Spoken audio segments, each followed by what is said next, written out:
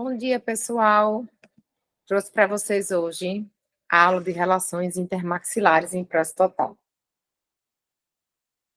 Das etapas para a confecção da PT, eu sempre venho retomando.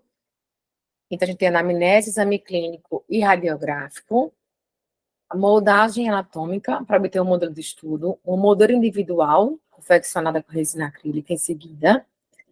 Logo depois, a gente faz a moldagem funcional ou de trabalho e obtém, assim, com essa moldagem, um modelo, quando a gente faz em gesso de trabalho, a base de prova e o plano de cera, a montagem em articulador semi-ajustável, escolhe cor de dente, formato, depois manda para o laboratório, e aí a gente vem a prova dos dentes, a escolha da gengiva, da cor da gengiva, e a instalação da PT.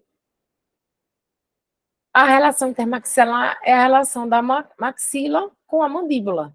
Num paciente de dentado total, essa relação a gente vai ter que restabelecer, uma vez que ele não tem dentes para obter a máxima intercuspidação. E a gente usa o que para conseguir esse restabelecimento? A gente vai usar uma base de prova e um plano de cera. A gente confecciona a base de prova em resina acrílica, obtém logo em seguida um plano de cera, que é confeccionado com cera 7. E aí, em seguida, a gente vem para as relações intermaxilares. Quais são as relações intermaxilares fundamentais em prosa total? A obtenção, a direção anteroposterior da relação cêntrica, porque com a relação cêntrica a gente vai conseguir uma montagem dos dentes em máxima intercuspidação habitual, e a relação na direção vertical, que é a dimensão vertical de oclusão, que a grande maioria dos pacientes desdentados, eles têm perda da dimensão vertical de oclusão. E aí são os 3 planos que a gente vai trabalhar. Na direção anteroposterior, a gente tem a relação cêntrica, a máxima intercuspidação e a guia anterior. Num paciente desdentado total, a gente vai restabelecer o quê? A relação cêntrica. A relação cêntrica, ela é definida como a relação maxilomandibular, na qual o côndilo se articula com a posição mais delgada e avascular do disco articular, na posição antero-superior, e se encontra em relação apoiado na vertente posterior da eminência articular. A partir dessa relação cêntrica obtida, que ela é uma relação que independe do contato dentário, a gente obtém a relação cêntrica, monta os dentes nessa posição, e aí sim, eu vou ter, então, a posição de máxima intercuspidação habitual, que é a posição, para a gente relembrar, onde ocorre o maior número de contatos dentários, sendo uma relação eminentemente dentária, e ela é muito variável, de acordo com a idade e tratamentos dentários realizados. Daí a importância da gente saber e conseguir restabelecer a relação cêntrica nos nossos pacientes desdentados totais, uma vez que estes pacientes não têm máxima intercuspidação. A relação cêntrica é sempre definida com a posição mais antero-superior dos côndilos na fossa, apoiado na vertente posterior da eminência, com os discos articulares corretamente interpostos. Aqui é uma figura no plano sagital, onde a gente pode ver em A eminência, em C o disco, B côndilo, E tecidos retrodiscais, e a letra D é o músculo pterigoideu lateral. A relação cêntrica ela é utilizada para apoiar os côndilos durante a fase de deglutição, por isso que ela é uma posição tão importante, principalmente nos pacientes desdentados totais. E qualquer prematuridade em relação cêntrica pode também provocar disfunções articulares. Existem vários métodos para registro da relação cêntrica, para restabelecer essa posição. Eu vou restabelecer como? Na fase que eu estou com o meu paciente utilizando a base de prova e o plano de cera. Eu marco a consulta, registro a relação cêntrica na base de prova e plano de cera. Existem os métodos mecânicos, os métodos de registro funcional ou fisiológica, que é o método da deglutição, o método da inclinação da cabeça para trás, o método da retrusão da língua, e também tem métodos de manipulação. Eu gosto muito do método de manipulação E também existe o método da mordida orientada. No método de registro direto, o método pela mordida, o paciente realiza mordidas repetitivas com pequeno grau de abertura. E na posição de oclusão mais frequente é registrada a relação cêntrica. Mas ainda fica muito, um registro muito aberto, né? Sem uma condição mais aceita para a gente conseguir restabelecer essa relação cêntrica. Então, a gente também tem o método da retrusão guiada da mandíbula, que aí a gente pode guiar a mandíbula para uma posição mais retrusiva, não forçada, para registrar a relação cêntrica. A gente pode manipular essa mandíbula com o polegar, eu prefiro o polegar do que o indicador, para realizar os movimentos rápidos de abertura e fechamento e depois conduzir a mandíbula para uma posição mais retruída. Então, eu coloco o meu polegar e meu indicador na região de minto, vou pedindo para o paciente abrir e fechar a boca. Ele abre e fecha várias vezes e logo em seguida eu levo essa mandíbula para a posição mais retruída. E aí fixo o meu plano de cera superior e inferior. Também tem um registro funcional fisiológico, que é um outro método. Então, eu também solicito, eu gosto de associar os métodos. Às vezes, um só método, a gente não consegue ter uma fidelidade naquela posição de registro. Então, eu gosto de usar a técnica manual junto com a da deglutição. Eu solicito que o paciente deglutine a saliva, porque aí, quando a gente deglute a saliva, a gente coloca a mandíbula para a posição mais retruída. Vocês podem perceber, ó, se vocês deglutirem a sua saliva, a mandíbula ela vai para a posição mais posterior. Então, tem o método da deglutição e, associado a esses dois métodos de posicionamento com polegar e indicador, uma deglutição, eu também peço para o paciente ir colocando a língua na região mais posterior do palato. Tem alguns autores que indicam colocar um pouquinho de cera na região mais posterior da base de prova, para o paciente levar a língua para aquela posição. Então, a gente consegue um registro mais fidedigno usando vários métodos. Então, eu basicamente uso a manipulação manual frontal, o método da deglutição e levar a língua para a posição mais posterior do palato.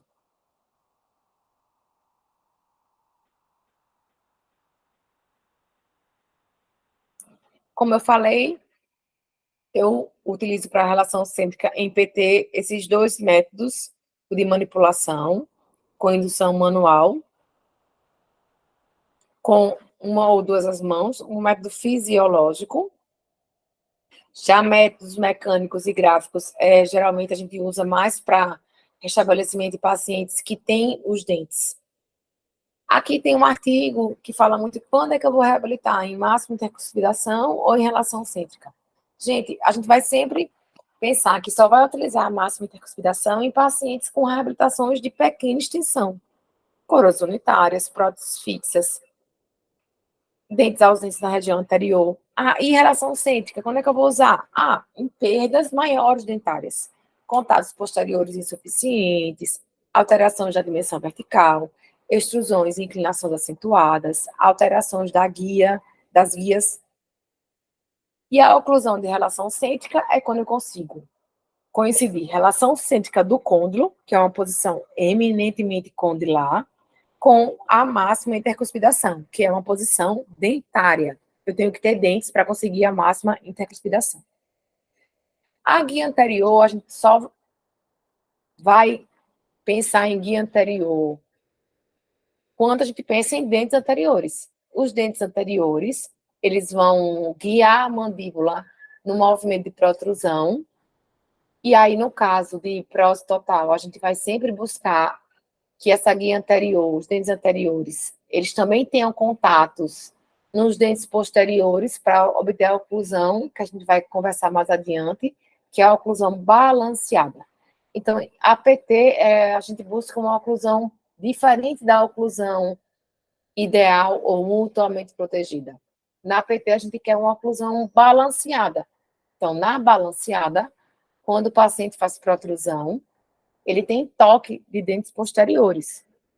Então, quando ele faz uma guia anterior, ele vai tocar também dente posterior. Para que isso tudo? Para ter uma estabilidade e uma melhor retenção da prótese total. Eu vou restabelecer trespasse vertical e horizontal ideais quando está montando o dente? Sim. Para uma PT eu também quero que tenha um trespasse vertical e horizontal ideais para que eu tenha uma estética adequada e uma função também satisfatória. A finalidade dos dentes anteriores, na guia anterior, é guiar a mandíbula durante os vários movimentos laterais. E tem, portanto, importante papel na função de mastigação e fala. Aqui, só para vocês relembrarem, ó, o trespasse vertical é o quanto que a maxila trespassa a mandíbula, e aqui no sentido horizontal. Horizontal 1 a 3, vertical 2 a 5, em média. A protrusão é quando os dentes anteriores protruem, a mandíbula vai protruir. Em PT, eu quero que dente posterior também toque em protrusão, tá?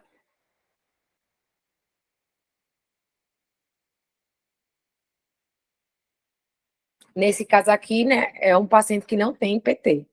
Pacientes com prótese total, a gente quer toque em dente posterior durante a protrusão. Lá trabalho, lá de balanceio. Lá trabalho, como já venho falando, é o lado que a mandíbula se movimentou. Eu posso ter uma desoclusão pelo canino, com guia canina, função em grupo parcial ou total. E o lado de balanceio é o lado oposto ao que a mandíbula se movimentou. Lá trabalho é o lado que a mandíbula está se movimentando, como eu falei. Na oclusão mutuamente protegida, a gente tem guia canina, que é a oclusão mutuamente protegida ou ideal, ou função em grupo parcial ou total. O lado de balanceio, nenhum dente toca, que é o lado oposto ao que a mandíbula se movimenta. Eu vou querer esse tipo de oclusão na minha prótese total? Não, gente. A gente não vai usar esse tipo de oclusão em prótese total. Daqui a um pouquinho, nos próximos slides, eu estou mostrando para vocês qual é a oclusão que a gente vai buscar em prótese total. E a nossa relação intermaxilar super importante, que é a dimensão vertical de repouso de oclusão. A maioria dos pacientes digentados, eles têm ausência da DVO. Por quê? Porque perdeu o dente. Como é que eu posso restabelecer? Com o meu plano de cera e base de prova. Então, gente, a fase de plano de cera e base de prova, quando eu estiver usando a base de prova e plano de cera na boca do meu paciente, eu consigo restabelecer com eles as relações intermaxilares. Então, é uma etapa fundamental da PT. DVO é a dimensão vertical de oclusão. É quando todos os dentes estão em máxima intercuspidação. Como é que eu consigo a DVO? Que é a altura que vai da base do nariz à base do mento. Quando eu acho a minha DVR. A DVO, como é que eu vejo que o paciente perdeu a DVO? Ele tem perda do suporte labial, ele tem um maior número de rugas periorais, ele tem o suco nasogeniano bem mais aprofundado, ele tem alteração da altura do terço inferior da face, que não estão correspondendo aos demais terços, o terço médio e o terço superior da face. Então, eu tenho suco aprofundado, perda do suporte labial, um terço inferior da face diminuído e o mento mais proeminente. A DVR é o quê? A dimensão vertical de repouso, não de oclusão. Meus pacientes digentados totais, eles têm uma DVR. Como é que eu acho a DVR? É aquele paciente que está em repouso, como se ele estivesse assistindo filme, como se ele estivesse com um repouso muscular. Esse paciente, ele tem um espaço entre os dentes. Esse espaço entre os dentes, a gente chama de espaço funcional livre. E aí, uma das técnicas para a gente encontrar a DVO é a partir da dimensão vertical de repouso. A dimensão vertical de repouso é exatamente quando a mandíbula se encontra sustentada pela posição postural, só muscular e fisiológica. Qual a importância da dimensão vertical restabelecida? Eu consigo uma eficiência funcional, então eu consigo uma melhor mastigação, deglutição, fonética, enfim, toda a eficiência funcional do sistema estomatognático. Eu promovo o paciente uma melhor estética, porque eu tenho um suporte labial, eu estabeleço suporte labial. Tem menos rugas periorais. Posicionamento ideal do côndilo, das ATMs. Eu consigo preservar tecidos de suporte, prevenção também da fadiga muscular e favorece a deglutição e a fonética. Eu vou registrar como a relação cêntrica e restabelecer a DVO. Como é o plano de cera? Lembrar sempre do nosso plano de cera. Então, com o plano de cera, eu consigo o quê? As linhas de referência, que é a linha alta, sorriso, linha média e linha das comissuras. Eu consigo restabelecer a posição de relação cêntrica com o meu plano de cera. Eu faço aquelas técnicas que eu relatei anteriormente. E agora também vou encontrar a DVO, além de restabelecer as curvas de compensação, curva de SPI e curva de Wilson. Das técnicas para determinar a dimensão vertical, existem várias. A que eu mais utilizo é a técnica de Willis e associo a ela o método de Little modificado, além do método fonético e estético, que aí eu consigo ver. Eu uso esse compasso, que é o compasso de Willis, tá? Ele é basicamente uma régua milimetrada, e aí eu vou usar ele na técnica de Willis, que é chamada de compasso de Willis, porque foi o Willis que desenvolveu. E aí ele determinou, fazendo estudo de prevalência, que a distância que vai do canto do olho à comissura labial é semelhante à que vai da base do nariz à base do mento. E aí eu chego na DVR. Aí, com esse compasso e com essa técnica, eu vi que essa altura é 63 milímetros, digamos. E eu vejo lá em milímetros nessa régua, que é um compasso. Aí eu sei que a DVR é 63 milímetros. Aí eu vou ver que 63 menos 3, que é o espaço funcional livre, eu tenho 60 milímetros, que é a minha DVO, tá? Então, eu calculo sempre com o compasso. O método de Little modificado também é uma outra técnica, que é bem semelhante. Também vou usar o compasso de Willis, e a gente vai medir a distância que vai da base do nariz à base do mento com o compasso. O paciente estando em repouso, relaxado, aquele paciente fica mais zen, sem estresse, sem hiperatividade muscular, com espaço funcional livre entre os dentes, que é em torno de 3 milímetros. Aí eu vou medir a altura que vai da base do nariz à base do mento. Aí digamos que deu 62 milímetros a DVR. Eu vou fazer o que também? Eu vou diminuir 3 milímetros, que é o espaço funcional livre, que é o espaço que fica entre os dentes quando eu estou em repouso. Se vocês ficarem em repouso, tranquilos, sem estresse, assistindo aqui essa aula, por exemplo, vocês vão ver que tem um espaço entre os dentes. Esse é o espaço funcional livre. E aí eu chego na altura do terço inferior da face, a minha DVO. Restabeleço relação cêntrica e dimensão vertical da oclusão. E aí eu vou agora pensar em qual oclusão que eu vou montar dente. Eu vou montar dente, gente, sempre na oclusão balanceada bilateral em prótese total. Nós temos basicamente 3 tipos de oclusão que são relatados na literatura: a oclusão balanceada, a mutuamente protegida, que é a que tem guia canina, guia anterior, protrusão com desoclusão de dentes posteriores, todos aqueles 5 critérios, e a gente tem a oclusão funcional, individual, dinâmica ou fisiológica. Em prótese total, gente, a gente vai sempre usar a balanceada. Então, pense sempre, vou fazer PT. Pense logo que vocês vão ter que olhar o ajuste oclusal, relembrando a oclusão balanceada. E o nome já diz, né? Oclusão balanceada. Então, na lateralidade, eu tenho guia canina, mas eu tenho dentes posteriores tocando. No lado de balanceio, também toca dente. Então, basicamente, a oclusão balanceada, ela é quase que o oposto da oclusão mutuamente protegida. Na oclusão balanceada, eu tenho, sim, guia canina com toque dos dentes posteriores. Então, na lateralidade direita e esquerda, toca dente posterior. Na protrusão, toca dente posterior.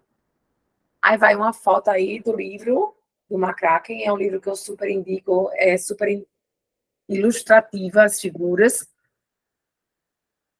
E aí eu vou ter contatos simultâneos bilaterais dos dentes posteriores em oclusão cêntrica. Eu vou ter APT sempre com a oclusão balanceada, gente. E entendam o que é a oclusão balanceada. A oclusão balanceada, ela é diferente da mutuamente protegida, tá? A mutuamente protegida, eu tenho guia canina, guia anterior, desoclusão de dente posterior. Isso é a mutuamente protegida, tá? A minha oclusão balanceada, eu não tenho nada disso. E eu vou usar sempre a balanceada em próstata total ou em PPR de maior extensão. Ok? Então, que fique isso aí para o aprendizado de vocês. Obrigada pela atenção e até a próxima aula.